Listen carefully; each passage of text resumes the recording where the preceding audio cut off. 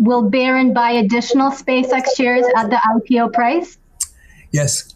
I've given an order for $1 billion. And they said, well, how do you come up with $1 billion? I said, well, the company, we now have $15 billion, and the company is valued for 1.25 trillion. So we own about 1.25% of SpaceX. And if you're going to raise $70 billion, and I don't want to be diluted, then we need to have $1 billion. That's why I come up with a number.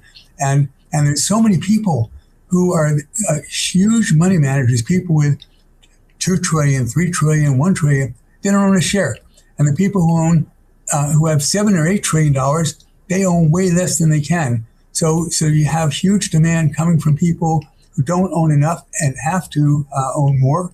And then you also have these indexes where passive investors have to invest in those indexes, whether they like it or not.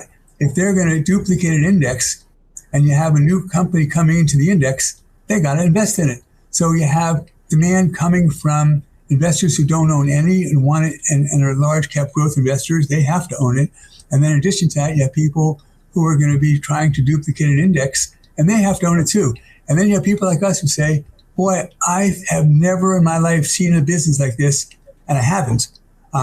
Then they have to own it too. And you have to own it for us.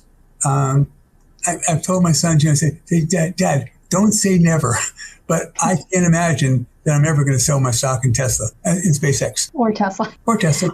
Great. Thanks, Ron. We're getting a lot of questions on the potential merger of SpaceX and Tesla. Do you think that's realistic or pure speculation? That's not that big of a promise because I am 83. But I'm not selling my shares in my lifetime, I don't think. And you never say never. Michael Barron says never say never. But so many things in front, I can't imagine leaving.